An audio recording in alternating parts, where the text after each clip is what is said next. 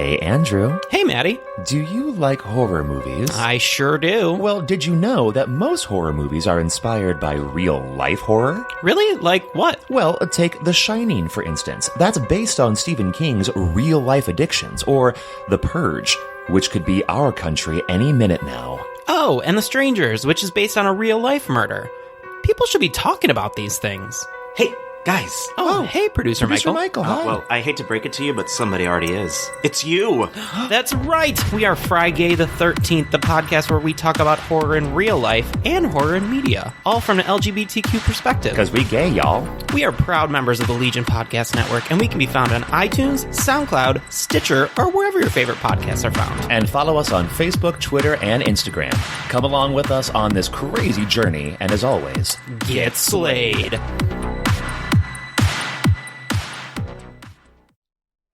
It's scary time. Lock your doors, check under the bed, and turn on a nightlight because it's time for the scariest stories, history, and conversations ever heard.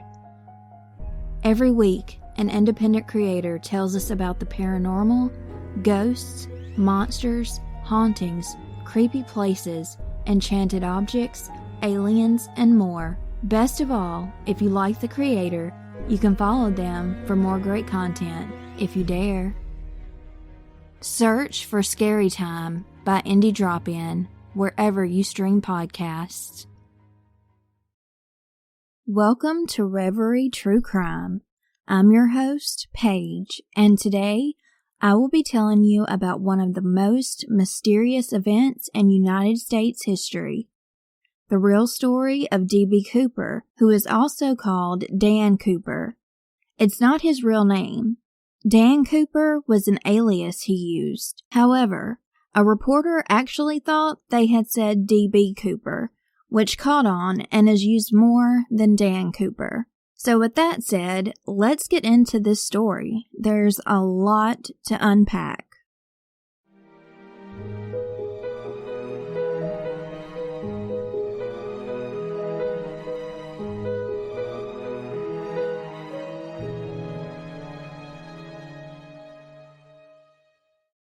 There was an airplane heading out from Portland, Oregon to Seattle, Washington on November 24th, 1971.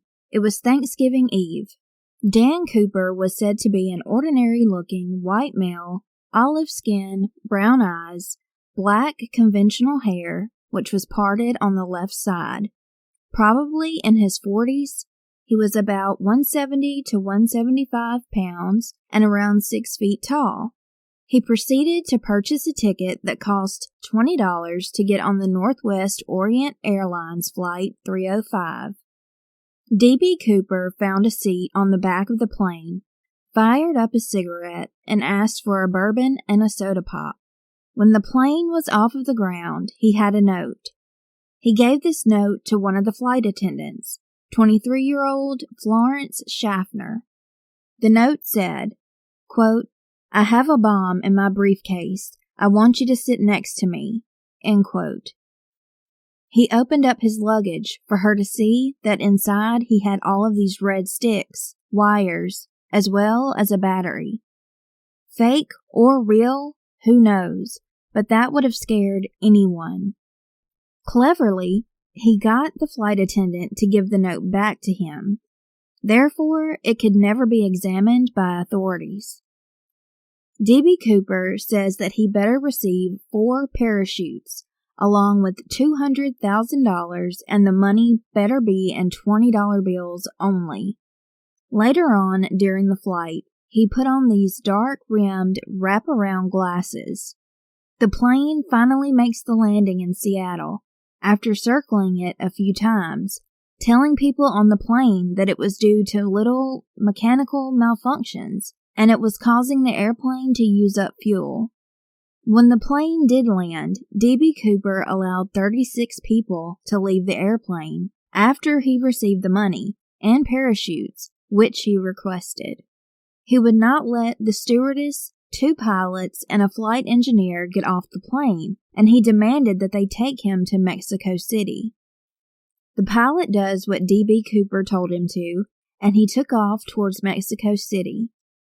D.B. Cooper told the pilot to fly 10,000 feet over the ground, and the speed of the airplane had to be under 200 knots.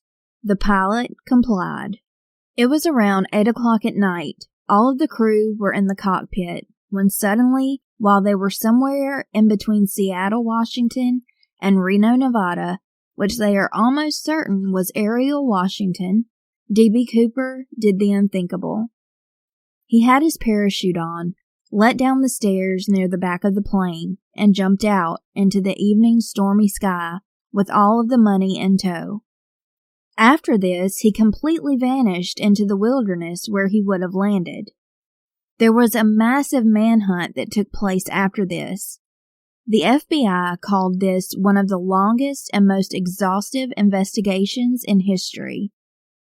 The investigation was called NORJAC, which was short for Northwest Hijacking. At first, it was suspected that D.B. Cooper knew the airports, airplanes, and the area very well.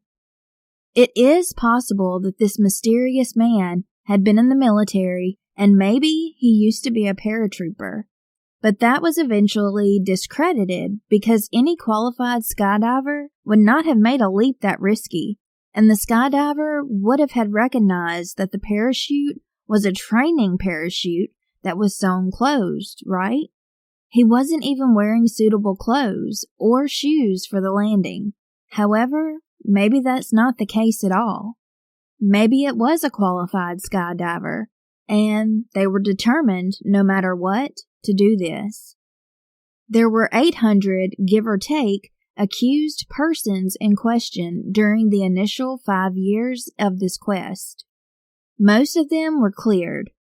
There was DNA from D.B. Cooper's clip-on black tie from the JCPenney store that they were able to get, which he ripped off of his shirt collar before he took the big leap. This is why a lot of people were cleared, because their DNA didn't match up. That wasn't the only thing that D.B. Cooper left behind. He left cigarette butts and a little bit of hair on the headrest of the seat that he was in. Unfortunately, there were no fingerprints that could be pulled off of any of this by the FBI. A boastful letter was received by the Portland Oregonian newspaper in 1972, and it was signed, "A Rich Man." There was a suspicious person that was of major interest in this case. His name was Richard Floyd McCoy.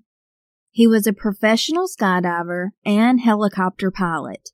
He had carried out an act of crime akin to what D.B. Cooper did just a few months after this incident on April 7, 1972, and was arrested for it. The crime was almost exactly the same. He passed a note to the flight attendant. He said he would blow up the airplane if he didn't get his requested $500,000 and precisely 4 parachutes. He also let the passengers off, asked to be flown to a specific area, and leaped out of the plane by lowering the rear stairs. The investigators questioned Richard. However, he was eliminated as a suspect in this particular criminal act, and not considered to be D.B. Cooper anymore, due to the fact that the description given by 2 flight attendants just didn't match this man. Also, as Richard McCoy was serving this time in prison, 45 years, for executing the crime similar to D.B. Cooper's, he was somehow able to make a bogus firearm, and he fled. Richard and some friends stole a garbage truck. It was 3 months later when authorities found him in Virginia, and their confrontation turned into a crazy gunfight. He lost that battle and died. Allegedly, D.B. Cooper was wearing a suit and tie with a trench coat over it and a pair of loafer shoes. A lot of people suspect that he may have been killed when he landed on the ground for 2 major reasons. The winds that evening were over 200 miles per hour, plus the fact that the parachute he was using couldn't have been maneuvered properly. D.B. Cooper would have also had to land in a forested area, which was super rocky, rough, and the landing would have been severe. Another suspected man in this case was Robert Rackstraw. This guy was a piece of work. In the 1970s, he was guilty of grand theft, he had $75,000 in bad checks, and he may have killed his stepdad. Robert was found innocent in his stepdad's murder, and after he was let go in 1978, he faked his own death. He lied, making a mayday from an airplane in Northern California. He was sentenced 2 years in prison for check fraud and theft of an airplane. Robert also was a Vietnam veteran. Quote, Rackstraw was interviewed about his link to the case in 1979, where he was asked explicitly to state whether he was or wasn't D.B. Cooper. With a wry smile visible across his face, he told the KNBC reporter, I'm afraid of heights, end quote. This was reported by The Mail. Don't forget this guy, because he definitely comes back around. So years passed by with a few leads that always led to nowhere. Finally, in 1980, there was a crack in the case. A young boy, 8-year-old Brian Ingram, was making a bonfire, digging into sand, minding his own business, until he discovered a box hidden under the dirt.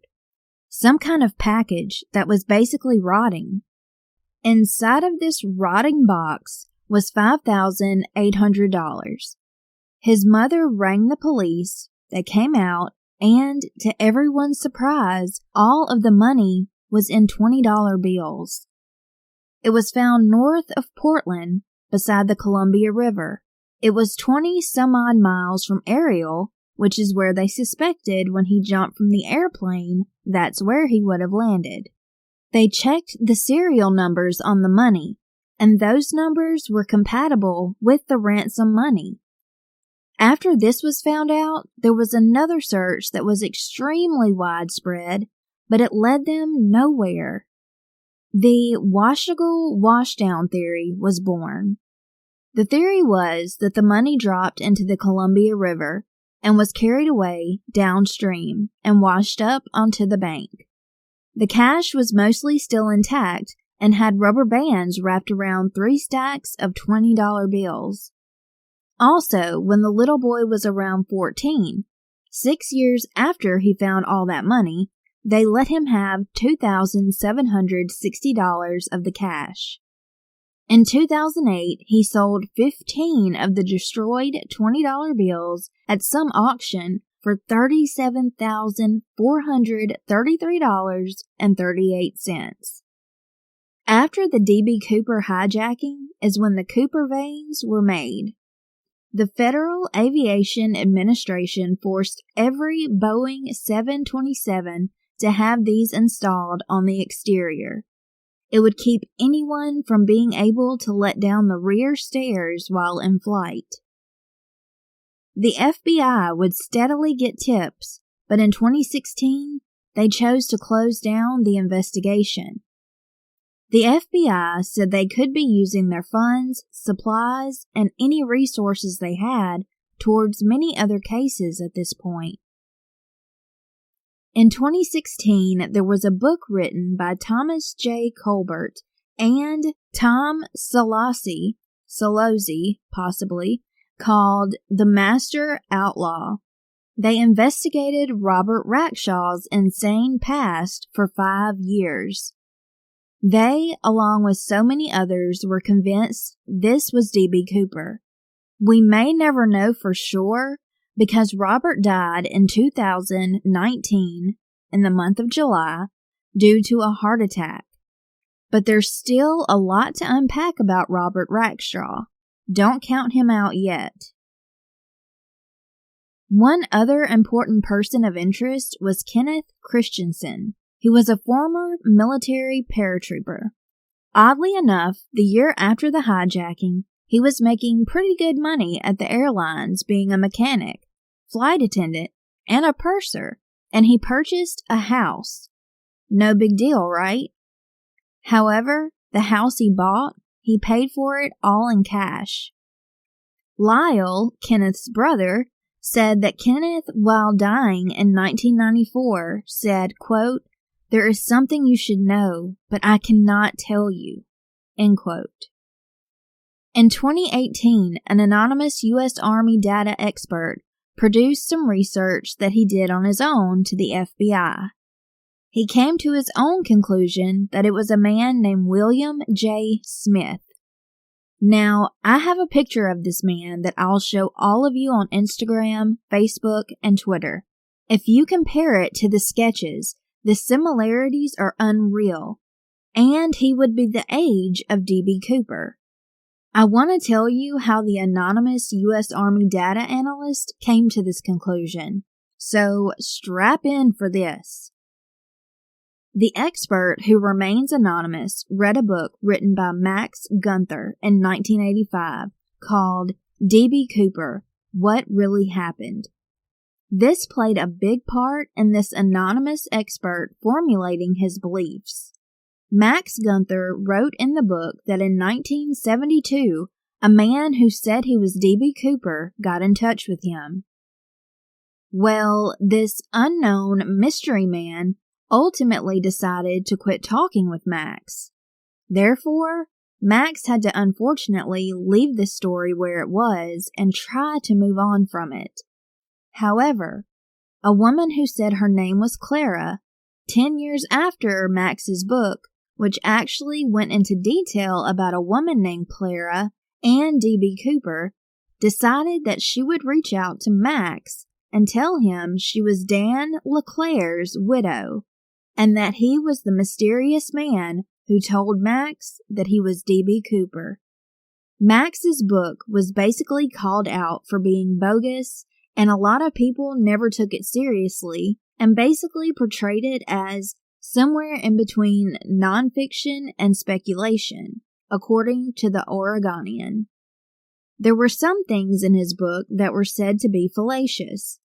This was either due to Clara attempting to conceal who she really was, or Max just pulling things out of thin air and writing about it as if it was fact. An FBI agent even talked to Max Gunther, and he essentially sacked him and said he was highly unprofessional. The anonymous analyst was not moved by any of the doubts casted on Max Gunther. He believed wholeheartedly that Max was in communication with someone who was claiming to be D.B. Cooper. The analyst kept drudging along with his research and going down the rabbit holes until he came across a man named Dan Clare. Dan Clare died in 1990 and was a veteran of World War II. The more the analyst dug into the rabbit hole, the more he didn't think Dan Clare was their guy, but he believed Dan's buddy and co-worker was the mysterious D.B. Cooper. This man was William J. Smith. William and Dan worked together at Penn Central Transportation. William passed away at the age of 89. His yearbook had an array of alumni who were murdered in World War II. There was a name that really caught the eye of the data analyst, Ira Daniel Cooper.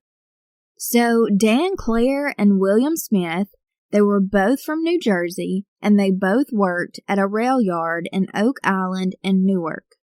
The U.S. Army data expert discovered that William served in the U.S. Navy. William and Dan had all of this experience working on railroads, which is important because they could map out railroad tracks and find them with ease. This means that would have assisted either one of them after parachuting from the plane to easily find a train nearby and hitch a ride back to New Jersey. The analyst told the Oregonian, quote, "I believe he would have been able to see Interstate 5 from the air," end quote. This anonymous analyst also said that a rail line at the time ran parallel to the roadway. The analyst has this theory that William Smith used his friend that died in World War II's name. He believes he called Max Gunther, and after that, the wife of William Smith, whose real name is Dolores, took over the conversation after William stopped communicating with Max. The analyst thinks that maybe Dolores was in on everything. There was another reason why this could be the work of William Smith. He had a grudge against Penn Central. The place went bankrupt in 1970, and it put thousands of people out of a job, including William. Our Anon analyst says that he was probably furious with the corporate establishment, and that anger and madness could have been motivation for William to come up with the plan of hijacking the airplane. The FBI never responded to the data experts' research. I think that's because they pretty much had their own minds made up, which I'll get into later. Okay, so stay with me on this. I will tell this part of the story slowly, because sometimes it can get confusing. I hope you're keeping up with this so far, because with this analyst's research, he or she had another theory to support their findings. Remember, Max said he spoke to a man with the last name LeClaire. Well, Dan Clare and this LeClaire man both just happened to live in New Jersey after being in World War II. Dan Clare was previously posted at Fort Lewis in Washington State. That is 41 miles south of Seattle. The FBI concluded that D.B. Cooper knew his way around Seattle before he hijacked the plane. Remember that clip-on tie? Well, it had metal on it, which made the investigators think he was possibly employed at Boeing. But the analysts thought, yeah, guess what? Someone who worked on railroads could have those same metals. Going back to Max Gunther's book, he said that LeClaire attended a skydiving facility that was close to Los Angeles, California in 1971. It's only been recently that the FBI even let the public know that it's extremely likely that this D.B. Cooper character went to a facility just like the one Max talked about in his book. So this one, to me, stands out a lot. It could be absolutely true, but of course, we have more people and more theories in this unsolved mystery. We come back again to Robert Rackstraw, an Army vet from Indiana. It was said that he used the skills he learned to break the codes that were printed on letters that were allegedly written by D.B. Cooper in 1971 and 72. His findings track everything back to Robert Rackstraw, the former military pilot. Okay, so we even have to come back to Robert Rackstraw later, because now Michigan publisher Principia Media said that William R. Recca, which other sources call Walter instead of William, was the culprit. He was also a former military paratrooper as well as an intelligence operative. It's not clear if William is still living.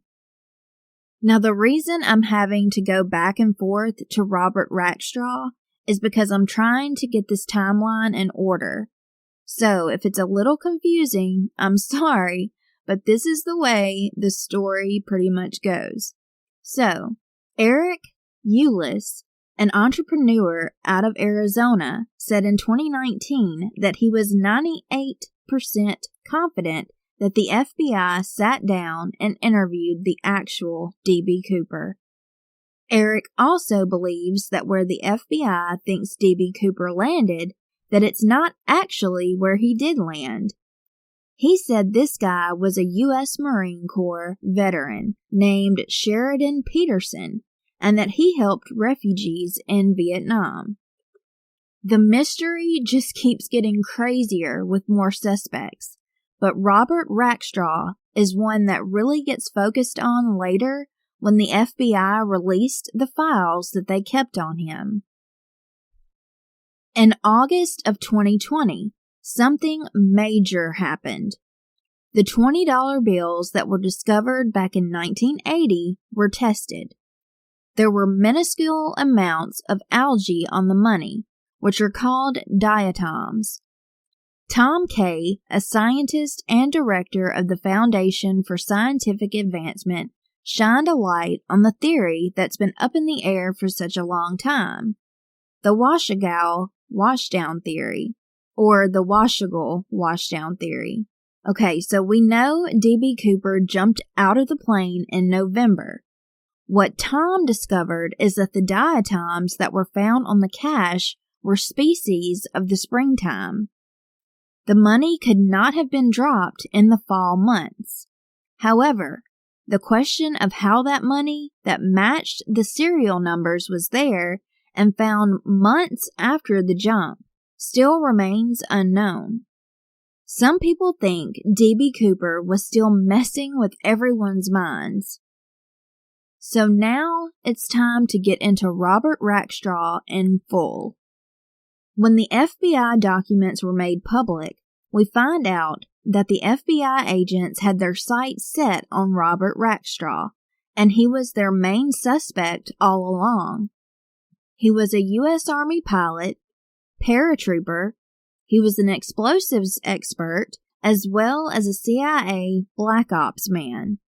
After Robert Rackstraw died in 2019, Thomas J. Colbert, a 62-year-old cold case investigator, producer, and author from Ventura, California, got the secret bureau files. He said he had to go through an extremely long legal fight for them. He said, quote, "This solves one of America's greatest criminal mysteries. 3 separate intelligence community sources have told us he was a CIA freelancer before and after the hijacking, and that's why they protected him. The new files quote leading FBI investigators who were convinced that Rackstraw could be Cooper.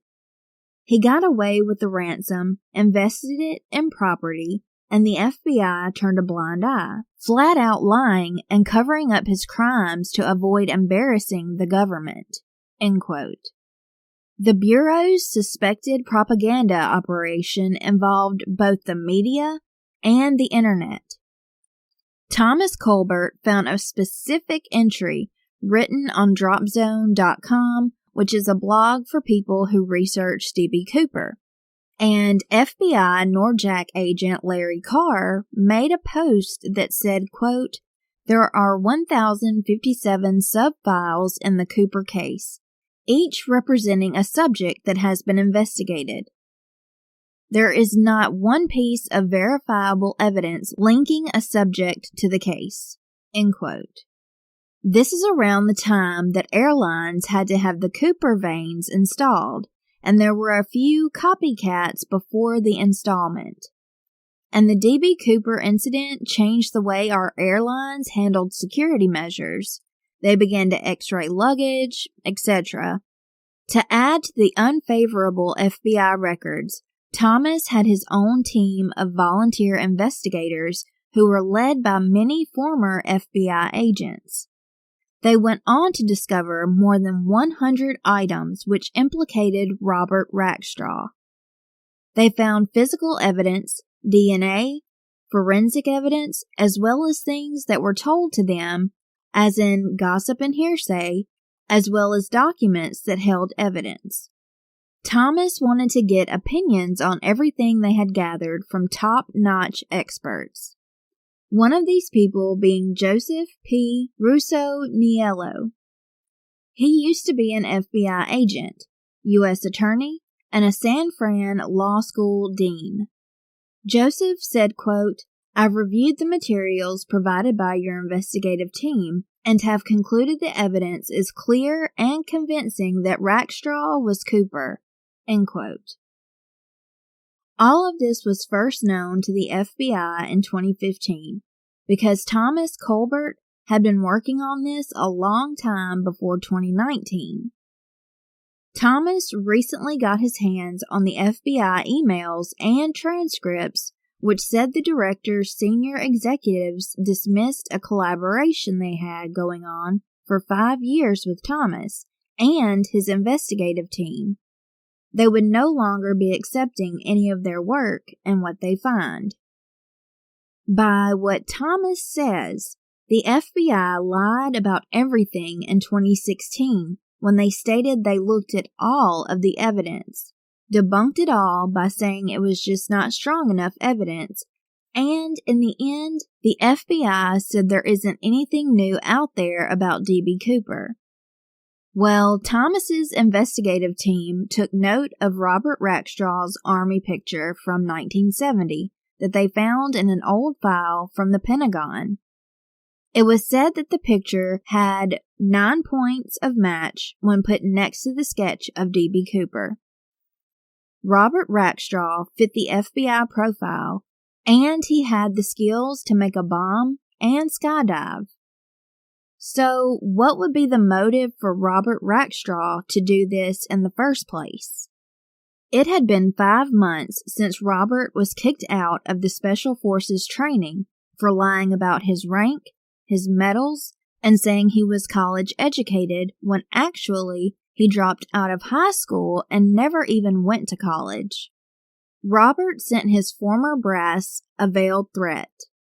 Quote, "I can only hope that I will never use the training and education the Army gave me against the Army itself, as I would be a formidable adversary." End quote. Shortly after is when the hijacking happened. Even after the hijacking, Robert Rackstraw wanted to do more. He loved adventure and getting tangled up with authorities. He trained the Shah's pilots to fly choppers in Iran before Iran was known to be more radical, printed and distributed phony checks to banks. He would steal cars as well as airplane and construction equipment. Then, after disappearing with 22 cases of dynamite and weapons from an armory, authorities think he would sell them off to many different extremist groups of bombers. A few months later, Robert was captured, and he served 2 years of jail time.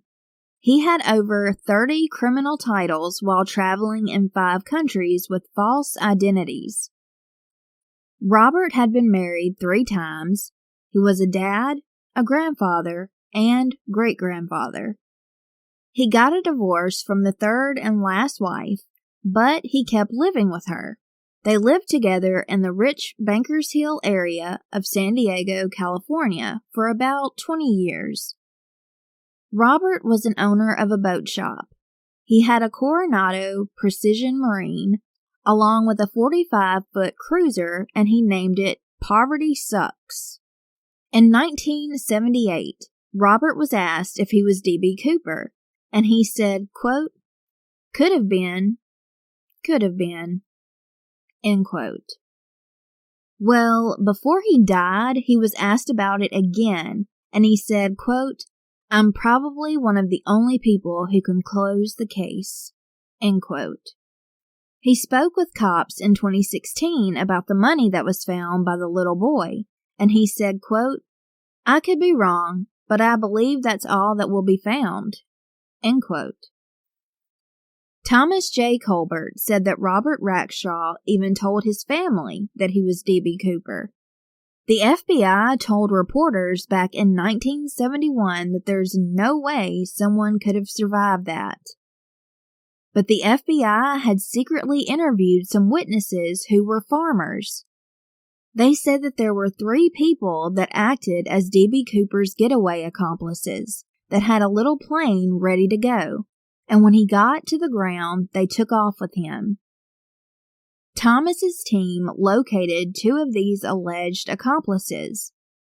The money that was found was said by many people to private investigators that it had been put there by Robert to throw police and investigators off the trail and confuse them. Robert flew helicopters for an intelligence part of the U.S. Army's 1st Cavalry Division during the Vietnam War.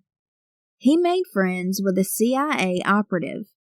The two would go missing for days at a time on secret missions, according to LTC Ken Overturf, who was Robert's Vietnam commander in 1969. Court records show, after his assumed 1971 hijacking of the plane, that he was a pilot for the CIA's Air America and Laws. 10 years after that, he signed up to run undercover flights during the Iran-Contra affair in Nicaragua.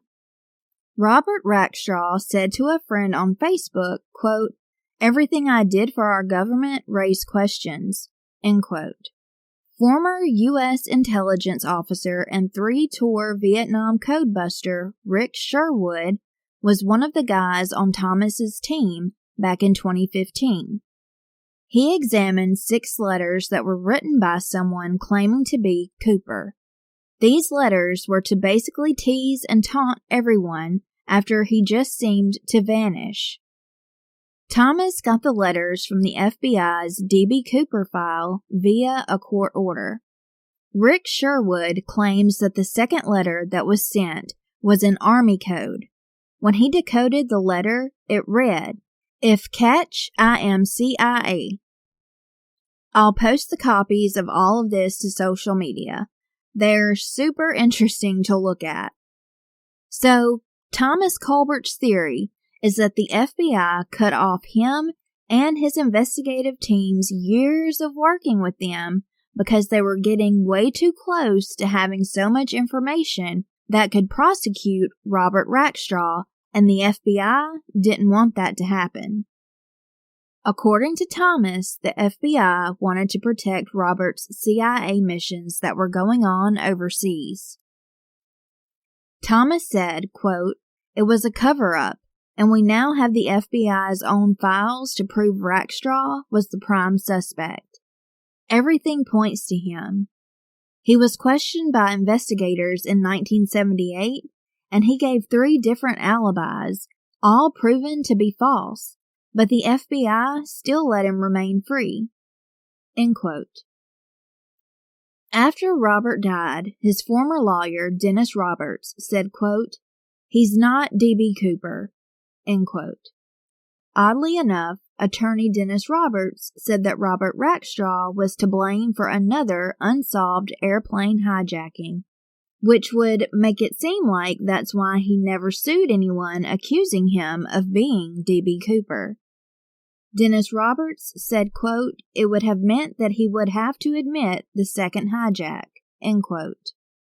But, by all reports I've come across, the D.B. Cooper hijacking is the only unsolved hijacking case. So, which other unsolved skyjacking could Dennis Roberts even be referring to? Even though Robert Rackstraw said on his deathbed that the assumptions that he was D.B. Cooper were absolutely tearing his life apart, he remained playful and teasing about it until he took his last breath. Quote, "They say that I'm him. If you want to believe it, believe it." End quote. That concludes the unsolved mystery of D.B. Cooper. We may never know exactly who he is, but I think it's fun to come up with our own theories. Whoever he is, he has been successful at giving us a mystery that will be a part of history forever. Even though a lot of this is about Robert Rackstraw, I really don't count out William J. Smith. When you see the similarities in these sketches, you'll see why. Before I go, I'd like to thank my patrons on patreon.com/reverytruecrime. Thank you, Lorraine, Madeline, Trevor, Liz, Shayla, Emily, Kara, Melissa, Denise, Maggie, and Chelsea. If you sign up for $3 a month, you'll get goodies in the mail, ad-free early releases of these episodes, exclusive episodes, and more.